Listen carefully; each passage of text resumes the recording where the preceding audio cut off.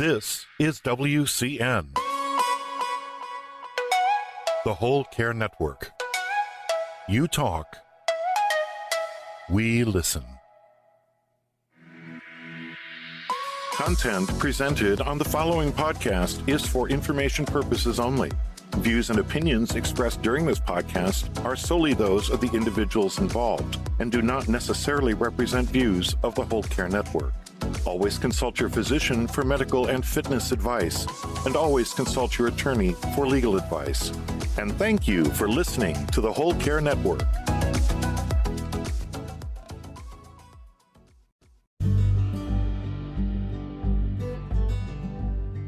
Welcome to Island Treasures, a place to hear caregiving stories from actual caregivers who are walking their own caregiving journey. This podcast is brought to you by Alongside Caregiver Consulting, and I am your host, Alison Van Schie, from Vancouver Island in beautiful British Columbia, Canada. My guests today are Alice and Corey.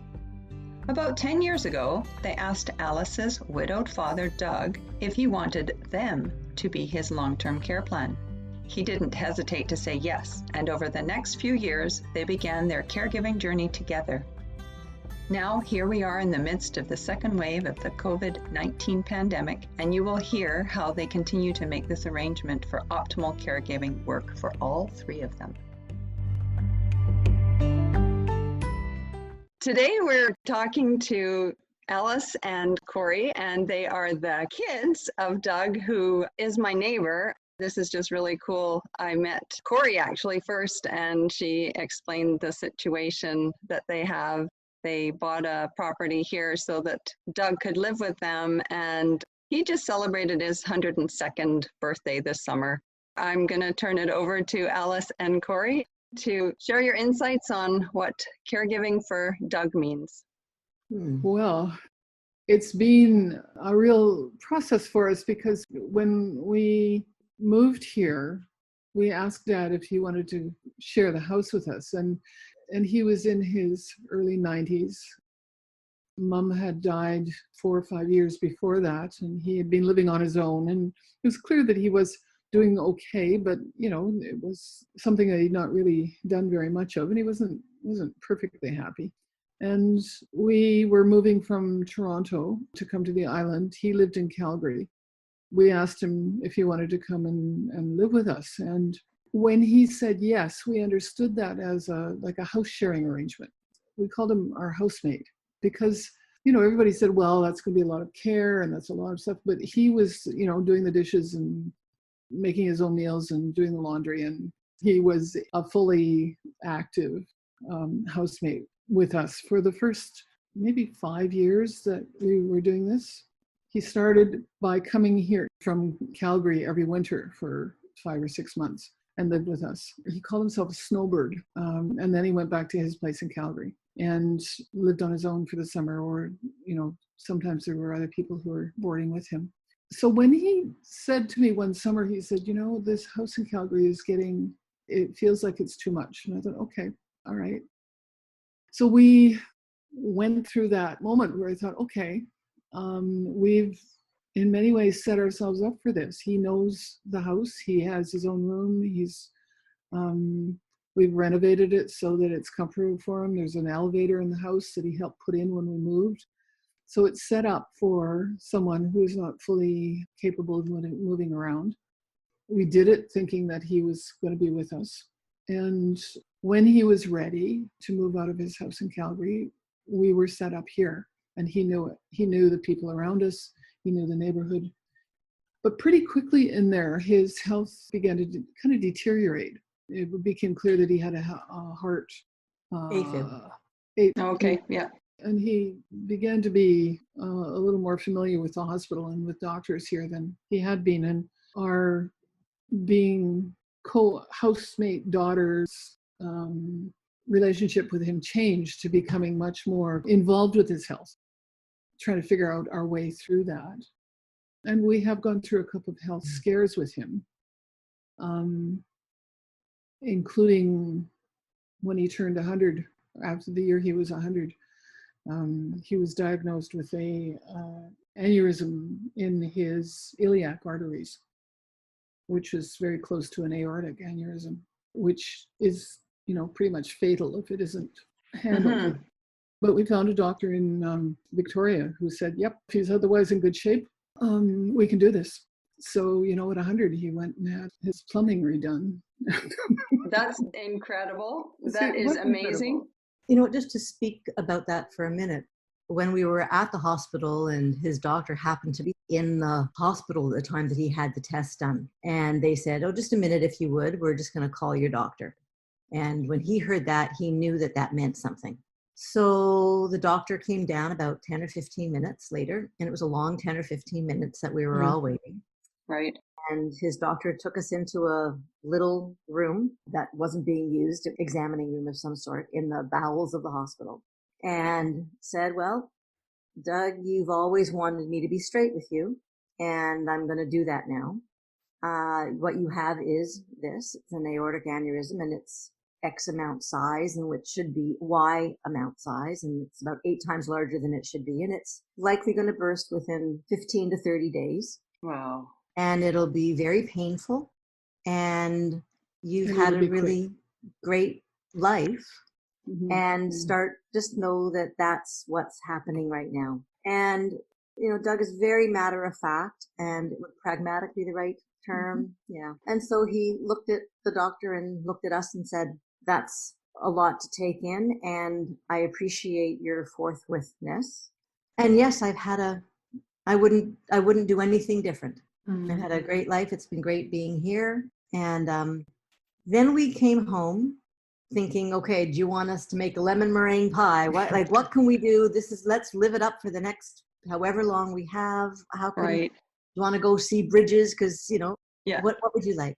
And then we got a call from the doctor who said, I've just spoken to my colleague down in Victoria who said, if Doug wants, he'll consider doing it, that his age isn't the problem. If his mind is still intact and he wants this, then he'll go about doing the surgery. And Doug at that moment had a very sobering decision to make. He knew his way out, what it was going to look like and when it was going to be. He didn't know what the result of a surgery might be. It may be perfectly fine, or it could have put him in a much more precarious place than he already was, except for the pain. Right. And I think that 3 hours or so while he was deciding, because it wasn't an immediate yes, I think that was probably one of the most care for things that we've done in not trying to influence the decision. Oh, wow. Yeah. Totally his decision. Yeah. Yeah. So, So, I mean, we have, with that experience, we have come to that moment or close to that moment of saying, okay, we're with you, we're with you for this ride, whichever way it goes. And yeah, you're right. I mean, the emotional piece there was to very much try not to, because I actually had a very strong position on this. In many ways was terrified of him going into a hospital, but I had to learn to just, as much as possible, lay it out for him so that he was able to make his own decision about it. yeah, we weren't silent in the decision making. We were just not Yeah. swaying or Right. And it's biased. it's probably it wasn't exactly a hard conversation, but it was a pretty real one that I've ever had with anybody. Well, you just think back to him being in the doctor's office, hearing this truthful diagnosis from the fellow that shoots from the hip and is blatantly honest. And then within a few hours, he's given an opportunity to perhaps avoid that and go and have surgery and not know the outcome. Totally a roller coaster. Completely Yeah. a roller coaster. And you're sitting there For trying all to of us. let him process that. Yeah. And for us to process We were it. trying to process Like, it. yeah, it was a very sobering moment on all accounts. The doctor had Alice and I come into his office and were given a lesson in giving morphine to him. Okay. So the nurse walked us through how to do it and sent us home with a couple of vials to, if it burst, just to make it it wouldn't have killed him, but just to make it a little less painful, maybe take the edge off a bit. So we had been, very much prepared for what was to be the inevitable. Yeah.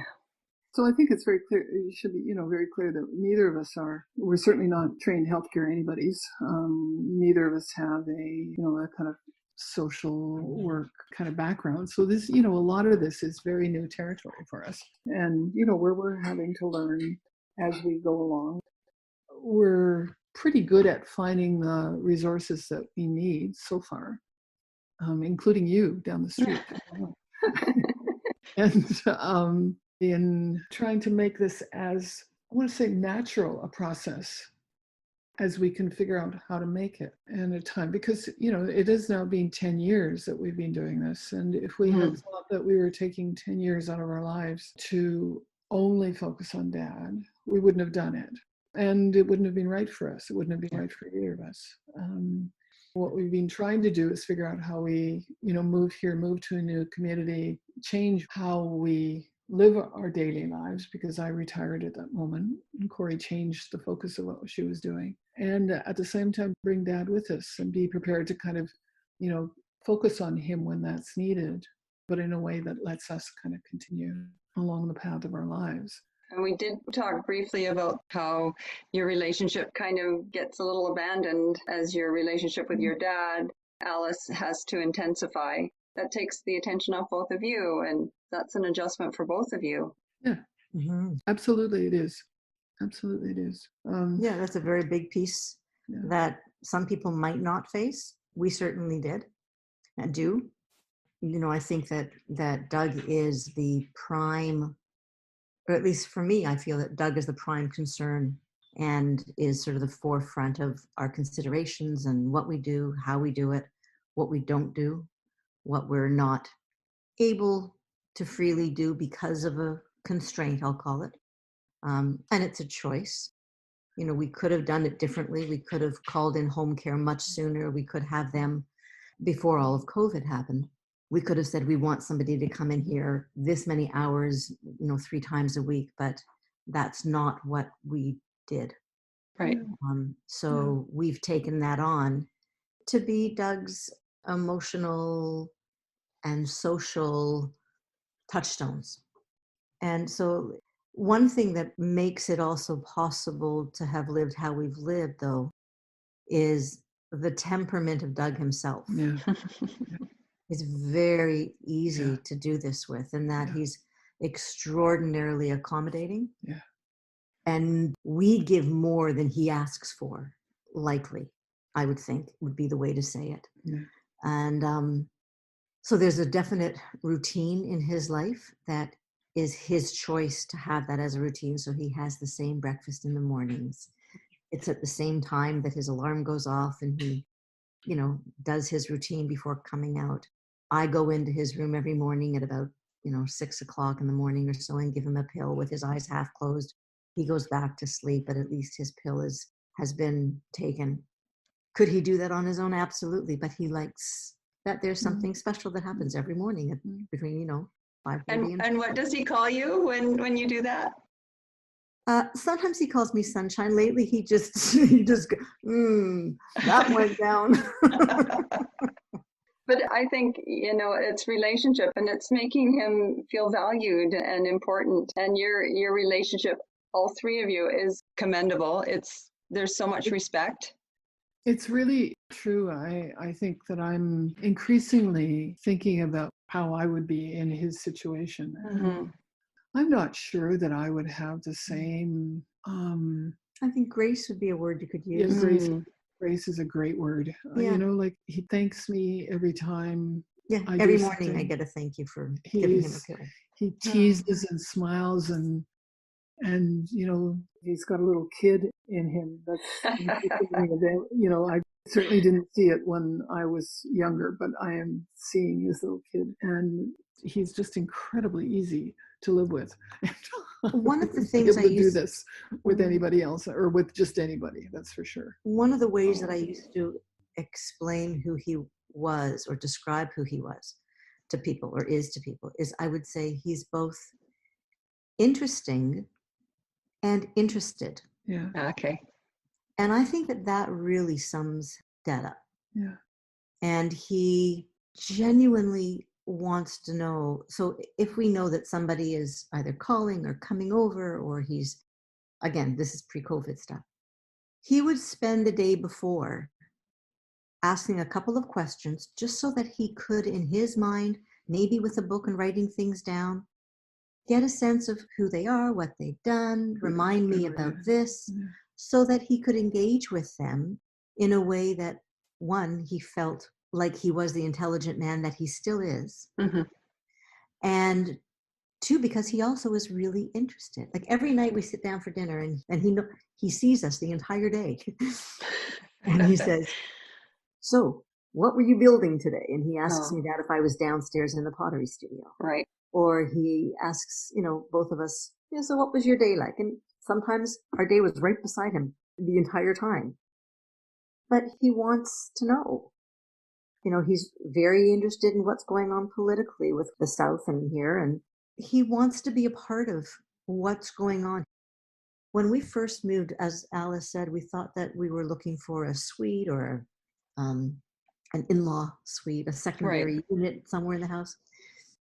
And when we sent him plans, we were looking at this house, and here's this suite here, and you go out the door here. And he went, oh, no, I want to live on the same floor as the kitchen. Yeah, it meant I want to be in the middle of it. I don't want to be put somewhere in the corner. He knew what he wanted. Absolutely. Yeah. Absolutely. And we had already made this plan with the first thought in mind, that we thought we were having a bit of separation, a suite. Yeah. And so that's when we realized that life was going to be different. We were not easy clients for the real estate agents because we had this long list, right? And, we say, and we're going to be living with my dad, and they say, well, they're in-law suites. And no. So what we're looking for, so we were looking, we knew we would likely have to do some renovations to make a place work. And we did on this house. But everything about us looking for a house was with him as the first thought. Will it have A, B, C, D that will accommodate both his needs physically as well as his placement needs? What would feel like a house for him after having lived a whole life? And we didn't want him to be sitting alone, to move, to change communities when you're in your 90s is all by itself not just disruptive, but it's potentially a recipe for loneliness. And we didn't want to, in any way sort of make that worse by putting him in a corner somewhere where he couldn't figure out. And the other piece with him is that he's always been quite social, but he relied on my mother to make the arrangements. and I know. And he still relies on the women around him to make the social arrangements. And we thought he might be more interested in other people his age in this community, but he hasn't been. We've, sort of put proposals in front of him, and for a while he played bridge with a group of people, but that wasn't something that he was interested in maintaining or sustaining. We took him to the church here, and he didn't want to do that. And that question of kind of social loneliness and social isolation has been one that we've had to be thinking about ever since we moved. And a lot of it's happened through us actually quite actively keeping in touch with his network of friends and people, of family all over the western part of the country and friends in Calgary. That's been part of what we've taken on, which is to keep that kind of communication going. We have a guest room, and it's been a bit of a revolving door here. Yeah. We have people that come and stay, really, who are visiting him. And the visit with him is, for 10 minutes or 20 minutes or an hour. And then it's up to us to be the gracious hosts for the rest of the remainder of the time. And that's something also that we've had to take on. Yeah. And, we wouldn't have otherwise done that. No, but you did it for him. You knew how valuable that was for him to keep those connections. Absolutely. Yeah. It's almost like every, like 6 months, more or less. We've hit a number of what I've calling thresholds over the last, 10 years, when we've noticed that things have changed and we're into a new period, like a new set of things with him. And the most recent has been over this last 9 months or so, since the pandemic shut everything down. And what it meant was that the people who are coming here to help him with his showers were pulled back. So that stopped. We had decided that we would ask Vancouver Island Health Authority to come and help him with his showers after he was in the hospital for his operation. And we thought, it wasn't necessarily that he couldn't do it by himself, but that it was good to introduce both him and us to Vancouver Island, right, to the system. Yeah, to get in the system. Yeah. And it took a while. It was a very good thing it wasn't an emergency. It was a fairly smooth process. But when they pulled that back, there were two things happened. Then, we went into another phase where then I started to help him with his showers, which was new territory for both of us. I'll say. It was. And you know what? It's actually fine.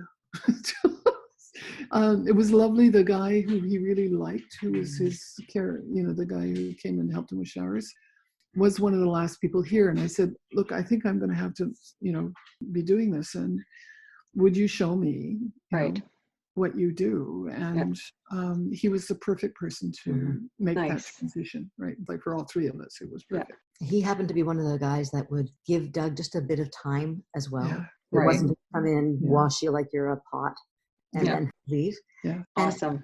And I think for Doug also, having home care come in, as Alice was saying, wasn't that it was a necessity that he couldn't do it because he sits on a chair. We have a shower chair, but it was another audience twice a week. It was something to look forward to. Right. It was a shift in his schedule. Yeah. And all of those things were important. Mm-hmm. And then the other thing that happened at about the same time was that his eyesight started to really deteriorate. So he has macular degeneration, which he'd been managing with before, but somewhere in March, which was a really unfortunate combination of events, he stopped being able to do the crossword, read the paper enough. And that meant a lot to him. I meant a lot to him every day. And we began to realize that, again, that meant that his interaction with the television was going to be different. Reading the newspaper was going to be different. And, so we've had to kind of shift to be now realizing that we're doing a lot of the interpreting of the world for him. Providing that to him. Yeah. So how difficult is it to spend, an hour a day reading the newspaper for him? And I edit. I'm very clear that I'm not going to read everything. And doing the crossword, we, started to use the computer because he can still read large print on the computer. So we're typing in clues and doing that kind of stuff on the computer with the crossword puzzle.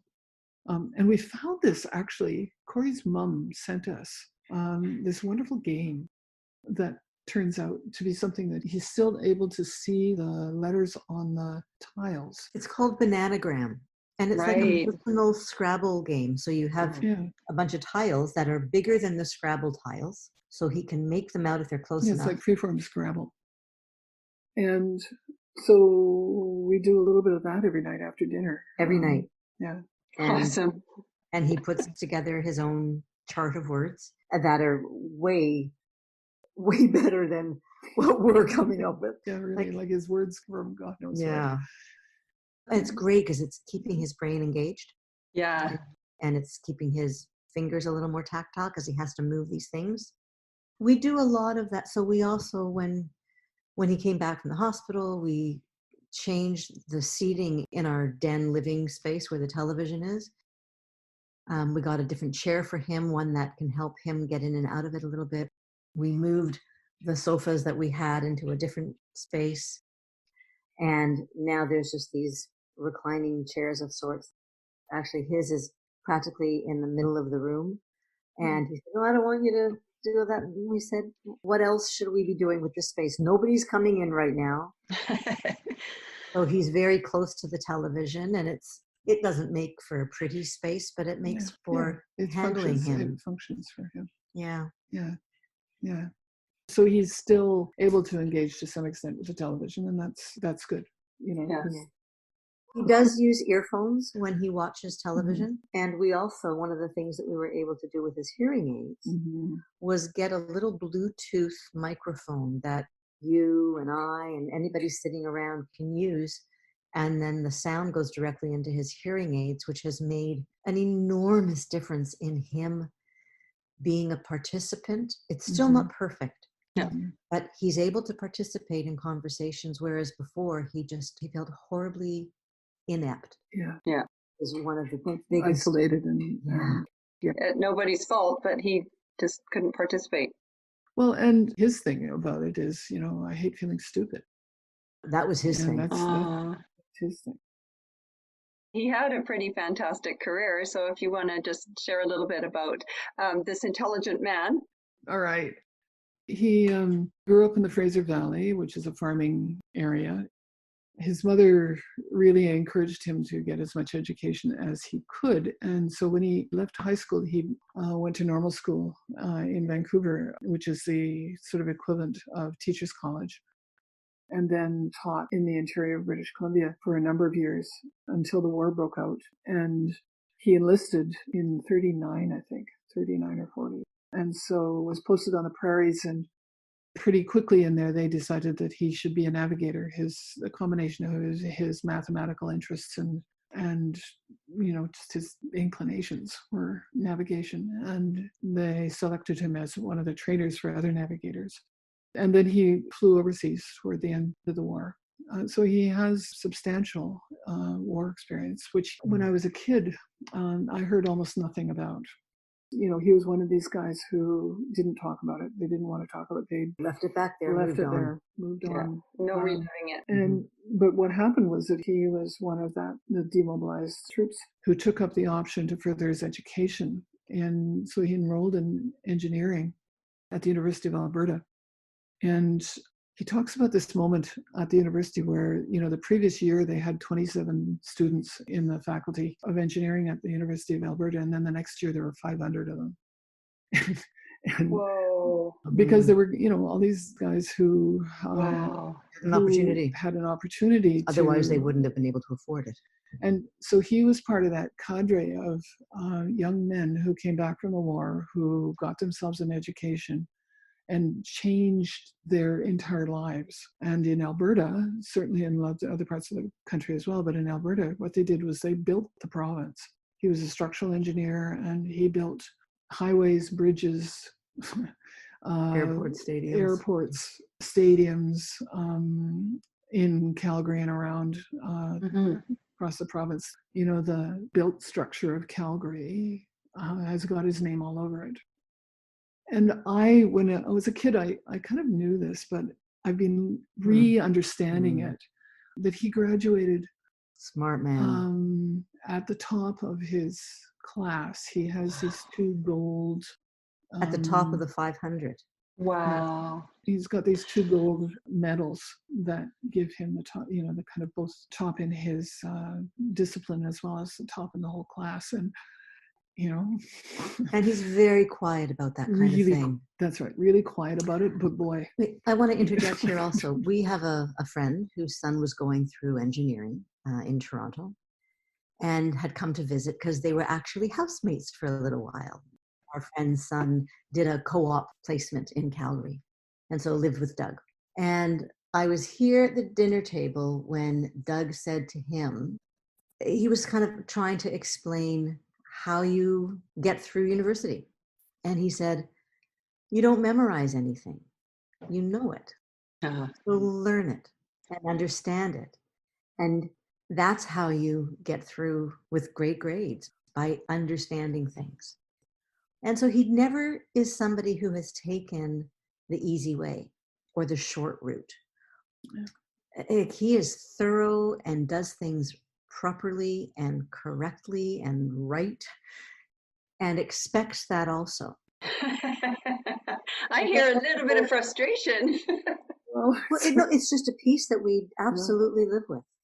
There's a way in which we've had to live into that for him. With him. And to some extent, you're right. I'm for him in that I am increasingly taking on his finances. I haven't in any way taken over, but I do have the eventual power of attorney. I have to understand them. I have to know them. And as his eyesight is gone, I'm now increasingly having to take him through detail, piece by piece by piece. And he does it in fine detail in a way that I wouldn't necessarily.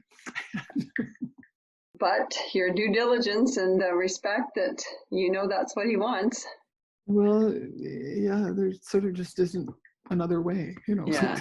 any other way to really handle it, as far as I can tell.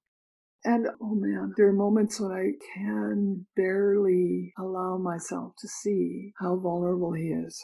Yeah. And how dependent, and it freaks me out to even say that about him. Well, dependent and trusting. Yeah. Like he has to be all those things. Yeah, he has to be all those things. And you're his daughter, so to see your dad that way too. Yeah, it's hard. Yeah. It's a shift. It's hard, and I think a big shift for you has also been all of your life you looked up to your dad as somebody who was entirely in charge and capable. Completely. And to know that he's relying upon us to do some of that in chargeness and capableness and giving some of that up because he's not able physically to do a lot of that. But it's interesting, it brings out all of my protectiveness, like every... You're a mother bear to your father. Every inch of protectiveness that I own. Guard dog is what we call it. Okay, never mind protective bear. Okay. Guard dog. Yeah. Well, he's so fortunate to have you both. Well, and it's mutual. I think we're not going to know for years. A lot likely, we'll learn through the rest of our lives what the lessons are that he's been teaching us. Because I don't think we know them now, for sure. Well, you're a lesson to me. You both are a lesson to me. Like, I remember that first time I was just in awe of what you were doing for Doug. I realized since talking to you that one of the things that lodged with me a long time ago, he had a favorite cousin who was this absolutely remarkable woman. She was this goddess to all of us, I think. She was an architect, and she lived in several different places. She lived in Maine, and she lived in New York, Philadelphia, and she worked in Canada, and she was a hospital architect, which was for her time and her age unusual. And she was Dad's cousin, and just a phenomenal woman. I was totally in love with her. I think one of the things that happened was that when the first time I went there, I realized that, and I got to see how she lived with her mother. And I decided I was going to be like Doris. I was or maybe not decided, but it was certainly something that I thought I aspired to. I wanted to be like Doris because she had figured out how to bring her mom with her. She had set up a suite for her in the house in Maine, and had figured out her care. And, and while Doris was continuing to do all of this incredible work that she did. But that was one of the aspirational points for me. The other was Dad himself. Yeah. He looked after his mother and his sisters in ways that were quite remarkable. Yeah, no, he didn't live with them, but he never stopped looking after them in pretty substantial ways. Wow, he must have been quite the role model, as was your aunt or his cousin. Yeah, as a feminist, I've always been kind of curious about his caring, and, certainly and sometimes struggle with it. But one of the things he has said over and over again, which is that he came from several generations of men who had abandoned the women who were his mothers and grandmothers, and who had wasted what they called a fortune, which wasn't, of course, but didn't provide, and had left his mother in particular in pretty substantial poverty. And it was one of his life things to not do that, was to look after the people that he felt responsible for, and he's still doing it. Commendable and lovely. Yeah, so, the intergenerational stuff has been an important part of this piece for me. But it sounds to me like you can see the value and how he got the value and how it's imprinted and implanted in you and how you embraced it, both of you. Yeah. For me, I was raised with a very strong matriarch of the family in my mother's mother. And although she didn't live with us, she did. She was very present. She was just she was great. In charge of she had a whole flock around her all the time. Like there was always one of us, either a child or a grandchild or a great grandchild that was visiting, that was caring, that was in touch, that was seeing, always. And for me, the generational difference is a little bit here. We're 15 years different, Alice and I. So Doug is much closer to what would be like a grandfather in terms of age to me than a father, I guess. I guess. Mm-hmm. And so there's also a comfort and sort of an adoration of a respect for my elders. And, you know, I was the kind of person that would go with my grandmother when she got her staples out of her hip when she had hip surgery and held her hand while they were being taken out. You know, so the hands-on kind of thing is something that both Alice and I now, from a long time ago, we shared that without knowing that that would ever come to be something that would live with us in our lives. Like when we first met, we didn't have an expectation that this was going to be our life. And it's kind of like, I didn't sign up for it, but I signed up for this. So this is what this is, right? Well, it's interesting early on that you both say that you're not healthcare professionals or have that aptitude for healthcare, but the important part is you have the care part, whether it's healthcare, social care, you have care. And interesting that, Corey, you were saying that you were there with your grandma when she got her staples out. I couldn't do that. Like, that's healthcare.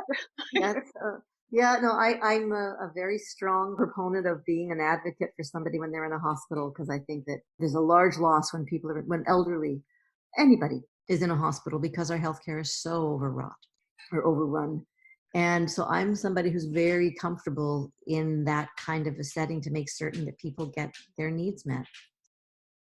Maybe even the needs that they don't think that they have, but I just assume, so I'm going to get them done. A true advocate spirit there. Under all this, we're advocating for Doug, right? Oh, for sure you are. Like you say, in ways that he doesn't even know, maybe you're speaking for him. 10 years ago, he would have known. He would have been able to see or hear it, or unfortunately, the loss of all those senses means that he's not getting as much of it. I think that there are things that Alice and I choose to do that are in consideration of him, that he doesn't necessarily have to think that we're making a decision because of having him in the consideration of the decision. Whether it's that when we're out, we look at our watches and go, you know, we really should get back now. We have a very elderly dog with us as well. So we need to go out. Yeah. Okay. So do we need to take a break? She's okay. We do live with animals. Yeah, we live with animals. And we have both 2 cats that live here permanently. And we also have 2 dogs that live here a lot more before the pandemic. Now they're also at home a lot more. You know, intergenerational living is a remarkable thing that I really think is wonderful, but also interspecies living, I think, is a wonderful thing. Certainly it has been for Doug. Yeah. A furry thing to walk by, something else to talk to, even if it's just in passing. And even to pet something, right? It's something living. Absolutely. Yeah, exactly. Absolutely. It's really important. Yeah, I don't think that anyone should discount how important having an animal can be for somebody as they're aging. Yeah. I completely do agree with that. I think it's lovely. Having animals, it's organic. It's got a personality. It gives you something back, and usually it gives more than what humans can give. And it's unconditional is what it is, right? Yeah, it's the embodiment of unconditional love. Cats are conditional. Well, our cats are. They're still, you know, they're a warm fuzzy that every you can night. It's fading off now, but for over a year, maybe 2 years now, one of the cats gets on his walker every night and goes down the hall with him to bed. It sits on the seat of the walker and has a little ride. And goes onto his house. Yeah, she goes for rides with him. And that's fun. It's their thing. And, you know, he says, "Are you going to get up now?" It's kind of perfect. He goes and wheels over to her, and then she goes, "Oh, I guess it's that time of night." And then she jumps up, and now we lift her up a bit more because she's getting older to jump. Creatures of habit. Yeah, very sweet. The other day, he was holding the cat, and I was just watching, and then, you know, kind of both that tactile business of actually petting a cat and the care. He's always had love. Like, he grew up with animals, you know, except when he was overseas or, you know, enlisted. We've had animals. I grew up with animals. He talks about squirting the milk from the cow when he was milking the cow into the cat's mouth. Yeah. And he would aim the udder to the cat. Talks about it still, you know. Yeah. He talks about putting crusts of bread under the corner of this particular table, because this is the table that he grew up with, under the corner little ledges so that his dog could eat them without his mom seeing him giving the dog anything. Yeah. Yeah. Well, there's a joy that comes through. You spoke about a grace that Doug has, and I do want to thank you for sharing today. I love your tip of having pets around, and that's one that I will definitely share. Any other final words of encouragement that you could add? Daughters and daughters in love, not necessarily daughters-in-law, but yeah, people around who love you, important. Mm-hmm. I guess the big thing for me when we have talked with people about that we are doing this and how we're doing this, and the big piece for me is that the relationship needs to work. We couldn't do this with just anybody. He couldn't do this with just anybody, including our other family members. It's a piece that needs to work within the relationship. And, you know, so for us anyway, the way that this has worked as well as it has is because our relationships are strong and good. I think that I would also say that it's important, if anybody is considering doing this, to recognize that there are great sacrifices that you'd be making, and also in the same breath recognize the amazing and huge gifts that you'd be receiving. It is a one coin kind of deal. And it's important to recognize the gifting part of that too, the gifts that we've received in what we've done. Yeah. Like it's not a one-sided, one-benefited type of a deal here at all. I love the analogy of the coin, because the word sacrifice and the word payoff or benefit and what you've got is so rich. So sacrifice on one side, richness, and then that joy. Yeah. And I thank you so much for sharing your time. Well, thank you for giving us the opportunity to kind of, collect ourselves and collect our thoughts. And we're happy to have you as a neighbor. Thank you. Yeah, thanks. Yeah. If you are listening to this podcast and find yourself in the midst of your own caregiving journey and need some supports, tap into Alongside Caregiver Consulting as a resource at www.alongsidecaregiverconsulting.ca or on Alongside Caregiver Consulting's Facebook page. If you'd like to be a guest on the podcast to share your own caregiving journey, please contact me by email at alongsidecaregiverconsulting@shaw.ca or again through the website alongsidecaregiverconsulting.ca. And thank you for tuning in today to listen to the podcast. I hope you enjoyed it.